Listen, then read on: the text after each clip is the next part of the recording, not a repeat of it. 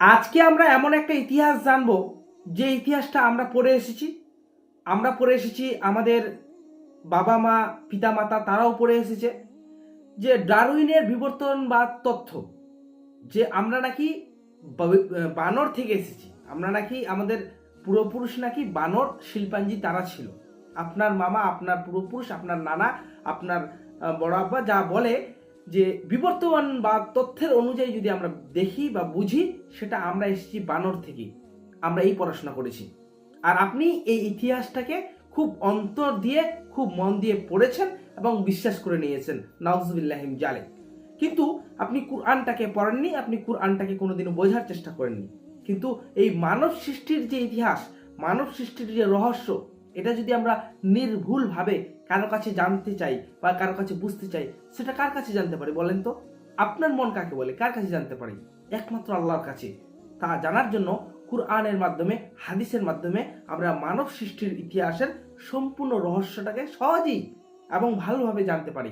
কিন্তু কিন্তু আপনি এমন একটা ইতিহাস পড়েছেন, আপনি এমন একটা ইতিহাস মনে গেঁথে নিয়েছেন, আপনার পূর্বপুরুষ নাকি বানর থেকে এসেছে, আপনার পূর্বপুরুষ নাকি শিল্পাঞ্জি। এবার আপনি বলেন আপনার স্থান কোথায়? আপনি নাকি মুসলিম, আপনি নাকি কুরআন বিশ্বাস করেন, আপনি নাকি আল্লাহকে বিশ্বাস করেন? এবার বলেন, আমাদের পূর্বপুরুষ তো আদম, আমাদের পিতা তো আদম, আর আদমকে তৈরি করেছেন আল্লাহ। আর আমরা তৈরি হয়েছি কোথা থেকে? আমরা তৈরি হয়েছি মায়ের বক্ষ পিঞ্জর থেকে, বাপের পৃষ্ঠ থেকে, এক ফোঁটা নাপাক পানি থেকে আমরা সৃষ্টি হয়েছি, যদি আমরা কোরআন ও হাদিস পড়ি। এবং সেটা এখন সায়েন্টিফিক দ্বারাও যেটাকে খুব সুন্দরভাবে ব্যাখ্যা পরীক্ষা করে আমাদের জনগণের সামনে তা এনেছে।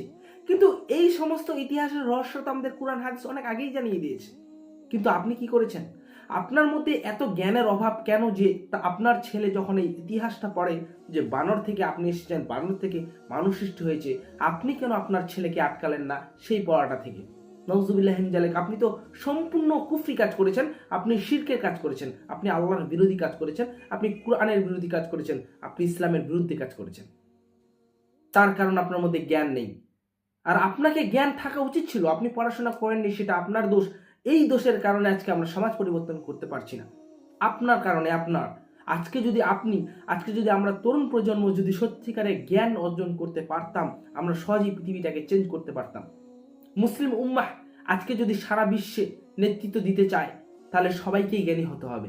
হ্যাঁ, যে বাস্তব হতে হবে, জ্ঞানের বিপ্লব ঘটাতে হবে। আর জ্ঞানের বিপ্লব যদি আপনি ঘটাতে পারেন, আপনারা আবার সেই জায়গায় ফিরে যাবেন যেভাবে মুসলিম তারা সর্বটা বিশ্বে নেতৃত্ব দিচ্ছিল এবং সঠিকভাবে নেতৃত্ব দেওয়ার চেষ্টা করেছিল। এক্সাম্পল, উদাহরণ, আপনি কোরআন হাদিসটাকে যদি দেখেন, সেটাকে বুঝতে পারবেন। জি, কিন্তু আপনি কেন এখন? আর এই সমাজে জ্ঞান যদি নিতে হয়, তো আপনি জ্ঞান বলতে কি মনে করেছেন? যে একমুখী জ্ঞান? আপনি শুধু জেনারেল শিক্ষিত হলেন বা আপনি শুধু ইসলামিক শিক্ষা নিলেন? জি নয়, এরকম নয়। জ্ঞান নিতে হলে আপনাকে ইসলামিক জ্ঞান, আপনাকে জেনারেল শিক্ষিত, দুটোকেই দুটোকে একসাথে কম্বাইন করতে হবে। এই কম্বাইন করে যে জ্ঞানটা আসবে, সেই জ্ঞানটার দ্বারা আপনাকে নেতৃত্ব দিতে হবে। সেই জ্ঞান যদি আমরা প্রয়োগ করতে পারি, অবশ্যই বিশ্বের নেতৃত্বকে চ্যালেঞ্জ দেওয়া সম্ভব। তার মধ্যে তাহলে আপনাকে প্রথমেই থাকতে হবে জ্ঞান, আর জ্ঞান দুটোকে একসাথে কম্বাইন করতে হবে। তাহলেই আপনি আপনার নেক্সট প্রজন্মকে একটা সঠিক জ্ঞান দিতে পারবেন, সঠিক সমাজ পরিবর্তন করতে পারবেন, সঠিক বিশ্বকে চালাতে পারবেন। আপনার মধ্যে জ্ঞান নেই, আপনি জ্ঞান স্বল্পতার কারণে আজকে আপনি কুফরি কাজ করছেন, আপনার জ্ঞান স্বল্পতার কারণে আপনি আপনার সমাজ বিরোধী কাজ করেছেন, আপনি জ্ঞান না থাকার কারণে মানবতা বিরোধী কাজ করেছেন। আপনি জানেন না, আপনাকে বারবার যে বলা হচ্ছে আপনার উদ্দেশ্য কি, আপনার জীবনের উদ্দেশ্য কি, আগে এটাই জানতে হবে আপনাকে। আপনি জানেননি, আপনি পড়েননি, আপনি বোঝানোর চেষ্টা করেননি, আপনার ছেলেকেও বোঝাননি, আপনার মেয়েকেও বোঝাননি। আপনি আপনি যা করেছেন, আপনি যে সমস্ত ভুল কাজগুলো করেছেন, আপনি তো ওয়াজ মাহফিল শুনেন, আপনি কেন পরিবর্তন হচ্ছেন না? আপনাকে যে বারবার বলা হচ্ছে যে এই কাজগুলো করা যাবে না, এই কাজগুলো করা যাবে, আপনি তাও কেন করছেন? আপনি জুয়ার আড্ডাখানে কেন বসছেন? আপনি কেন অন্যকে নিয়ে গিবত করছেন? আপনি অন্যের ব্যাপার নিয়ে চায়ের দোকানে বসে মানুষের সাথে এমনভাবে গল্প করছেন যেটা সে আদৌ করেনি। আপনার ছেলে মেয়ে কিভাবে পড়াশোনা করছে, আপনার ছেলে কি পড়াশোনা করছে, আপনার ছেলে শিরক করছে কিনা, আপনি কেন দেখছেন না? কারণ আপনার ছেলে মেয়েকে শেখানোর দরকার আপনার ছিল। আপনি যদি আপনার ছেলে মেয়েকে সঠিক জ্ঞান দিতেন, আপনার ছেলে মেয়েকে যদি আপনি ছোট থাকতেই 5 ওয়াক্ত নামাজ সালাতের পরামর্শ দিতেন এবং আপনিও পড়তেন এবং ছেলে মেয়েকেও যদি সালাতের জন্য পড়াতে নিয়ে যেতেন, অবশ্যই আজকে আপনার ছেলে মেয়ে পড়তো, আপনার ছেলে মেয়ে আজকে জ্ঞান নিত, অবশ্যই আপনার ছেলে মেয়ে আজকে সমাজ পরিবর্তন করতে পারতো। কিন্তু আফসোসের বিষয় আমরা এখানেই যে আজকে আমরা সমাজ পরিবর্তন করতে পারছি না। আমাদের বিশ্বের কাছে একটা বড় চ্যালেঞ্জ, বিশ্বের কাছে হচ্ছে চ্যালেঞ্জ কি জানেন? আমাদের সব থেকে মুসলিমদের কাছে একটা আফসোসের বিষয় হচ্ছে আমাদের জ্ঞানের অভাব।